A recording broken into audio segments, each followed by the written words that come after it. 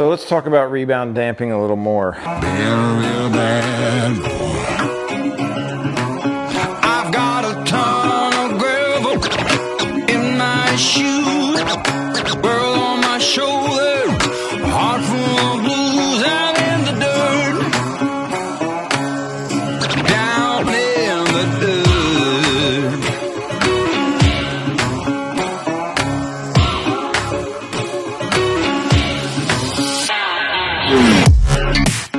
Welcome back to the channel, guys. My name is Justin. Today on my CFMoto Z950 Sport, we are going to be talking about suspension. As most of you know, I no longer have the factory suspension on mine. I now have the Hester Edition Stage 4 Elkas on mine from John Hester at Hester's Motorsports. Since I have them pulled out of the machine, I figured now would be a great time to do an in-depth look on them, kind of go into an explanation and try to go as far in depth about the things that I know when it comes to suspension, how to set it up, what kind of riding, takes what kind of settings, that sort of thing. Let's dive into it, but first, I gotta get some B-roll of these things.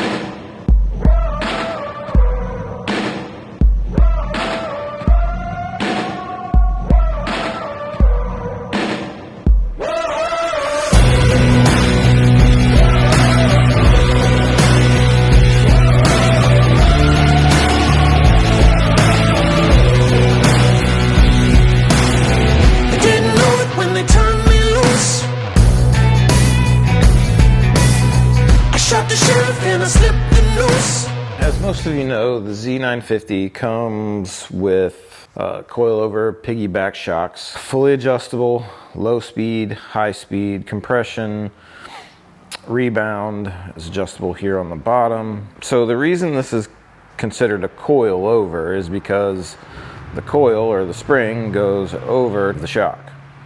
Super simple, right? So you've got your spring, you have your shock, and then you have this piggyback reservoir here. And so to explain kind of what this setup is all about, in here you have a little bit of oil and you have a valve here that, kind of like a spacer, I guess, filled with nitrogen on the bottom. That's how most of them are set up. I believe that's how these are set up. I'm not 100% sure because there's no air. You know, most of them have like a place where you can fill them up with nitrogen if you need to. These do not have that on there, so I'm not sure, but usually that's how these work. This is filled with oil here, a little bit of oil in here probably, but what happens is as this compresses, the oil comes up through here and fills this reservoir, right? When you make your adjustments, both high speed and low speed, what happens is it has a valve that either allows it to flow you know, a little more free or a little more restricted. The way that my brain makes sense of it is loose and tight. So the more loose it is, obviously, the more freedom it has to either compress or return to extended quicker and, you know, a little more free because it's less restricted. The more restricted is obviously going to make it compress and return much slower than if it were, you know, completely loose. These also have a preload adjustment on them. You have this top ring here, which is kind of a lock, and let's see if I set them down somewhere. Your side-by-side should come with a couple of these. They're called spanner wrenches. There's two different sizes.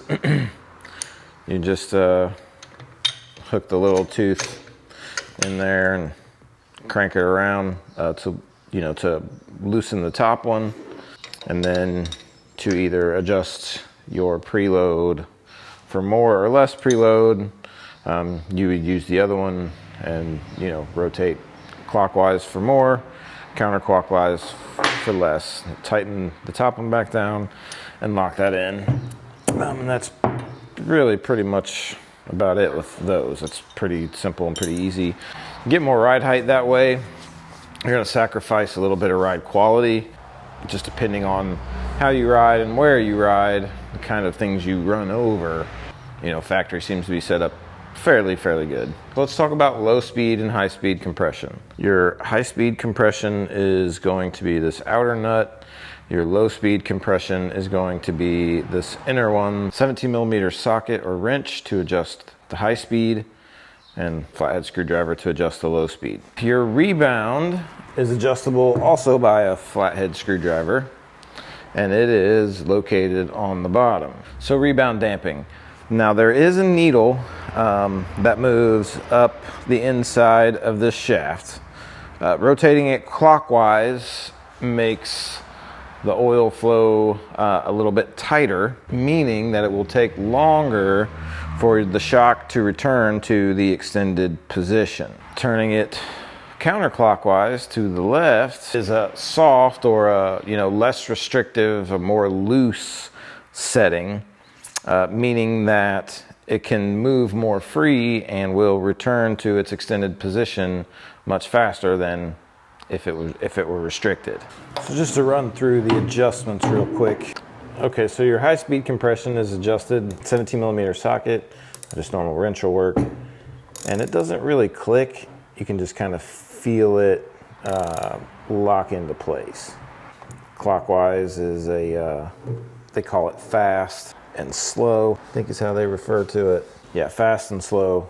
So as you open it up more counterclockwise, that's where you're going to have a less restrictive flow of oil, and clockwise will be more restrictive, a little bit safer ride.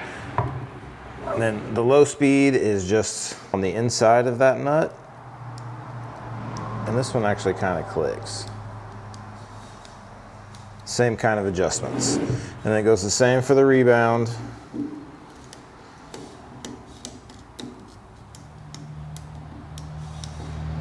Flathead screwdriver, super easy to adjust. Let's talk about rebound damping a little more. You might wonder, when should you decrease that rebound damping so your shocks rebound faster?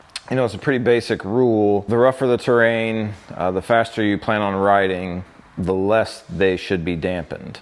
The looser they should be, the softer they should be. If your damping is too slow, it can cause everything to kind of, depending on where you're riding, it can cause everything to stay kind of packed down, causing you to lose some traction, and also, giving you a really rough ride. By loosening the damping, your shocks have the ability to absorb the next impact, to be able to rebound quicker, to make sure your tires stay in contact with the ground. The flip side of that would be, when should you increase that rebound damping? What situations would you want your shocks to rebound slower versus faster?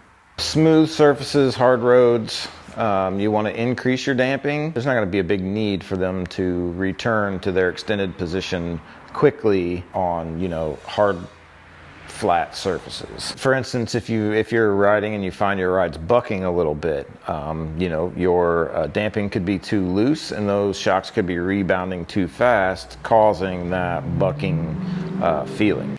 If you find it kind of rolling in the corners, increase your damping. It'll help your ride control chassis movements a little better, from cornering or acceleration. So say you're running through the woods or something and you find yourself bottoming out quite a bit, right?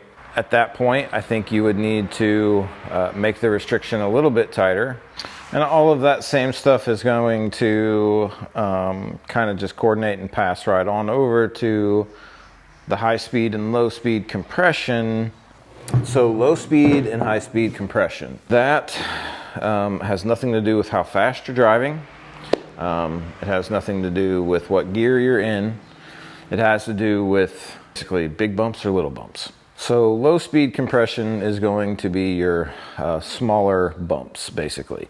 If it's not compressing a lot, that's when you're looking at low speed. If you're doing jumps or rough terrain out in the woods or racing where things are compressing and adjusting really quickly, and extreme, that is your high speed compression.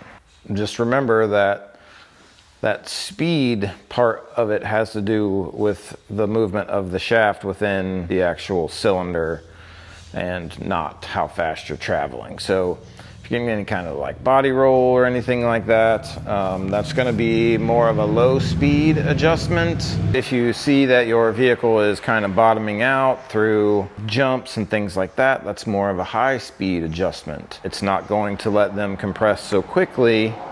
And so really that's about all I have. No, let's do one more thing.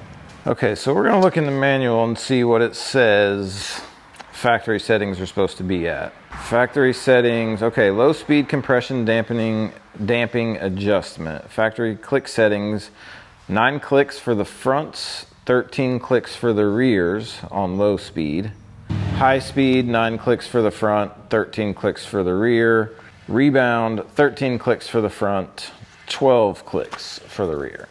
That's what the factory settings say. You know, kind of try to dissect what I've told you today versus how you ride, and just play with them. You're not going to hurt it. Nothing's going to get messed up.